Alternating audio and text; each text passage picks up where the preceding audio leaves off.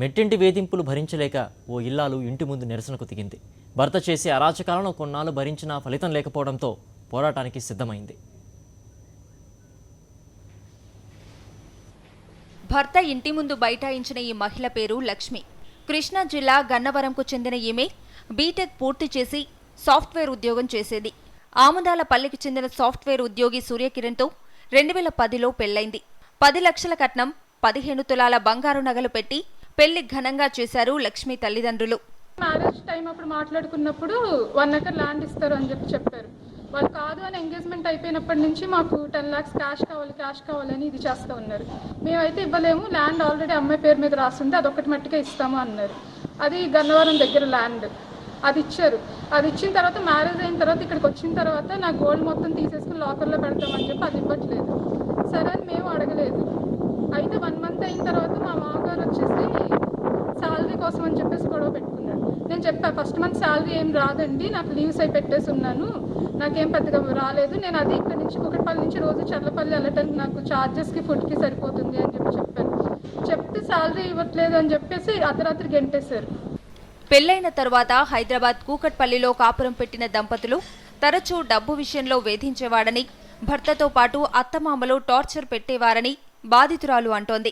మా అత్త మామ వాళ్ళ మేనమామ అందరినీ తీసుకొచ్చేసి నన్ను కొట్టించేసి అర్ధరాత్రి మళ్ళీ నన్ను అక్కడ వదిలేసి వెళ్ళిపోయారు. మా మదర్కి ఫోన్ చేస్తే 12ంటికి ఆటో వేసుకుని అక్కడి నుంచి ఇక్కడికి వచ్చారు. అప్పుడు పెట్రోలింగ్కి వచ్చిన పోలీసులు వాళ్ళందరూ చూశారు జరిగిందంతా. ఇతను తాగేసి బాటిల్స్ అన్ని ఇంట్లో పడేసి ఉండటము. వాళ్ళు కేసు పెట్టండి అంటే కేసు అయిపోతుందేమో అని కొట్టడం మాదే తప్పు, మళ్ళీ తీసుకెళ్తామని మళ్ళీ ఇక్కడికే తీసుకొచ్చి హైదరాబాద్లో ఉద్యోగం చేస్తున్న తనను జాబ్ మాన్పించి బెంగళూరుకి ఫ్యామిలీని షిఫ్ట్ చేశారని, అక్కడ కూడా చెప్పా పెట్టకుండా వెళ్లిపోయేవాడని బాధితురాలు అంటోంది.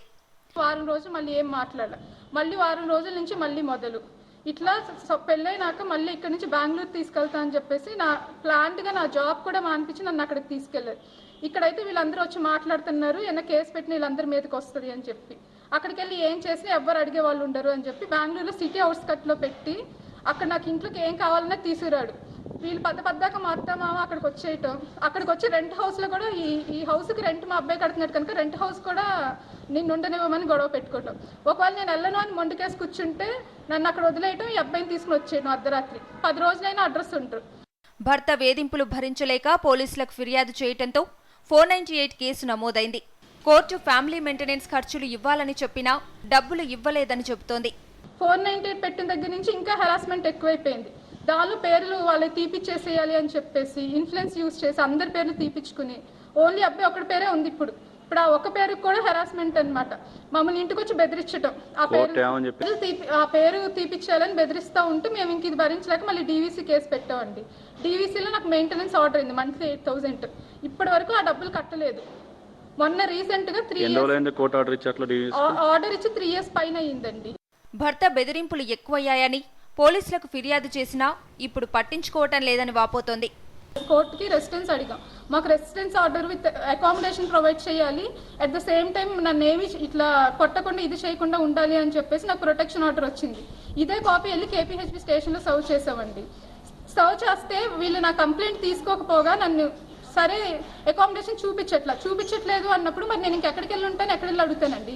ఇక్కడికి అడగటానికి వస్తే వాళ్ళ మేనమామ ఆ అబ్బాయి వాళ్ళ తల్లిదండ్రులు అందరూ కలిసి నన్ను మెట్ల పైనుంచి కిందకు తోసేసి నా లగేజ్ కిందకి ఇసిరేసి నన్ను చంపేస్తాను అని బెదిరించడం. 98 ఎత్తేసుకుని డబ్బులు తీసుకుని వస్తేనే బతకనిస్తాను నేను, లేకపోతే నిన్నే కాదు మీ మదర్ని మీ చెల్లిని కూడా చంపేస్తానని బెదిరించడం.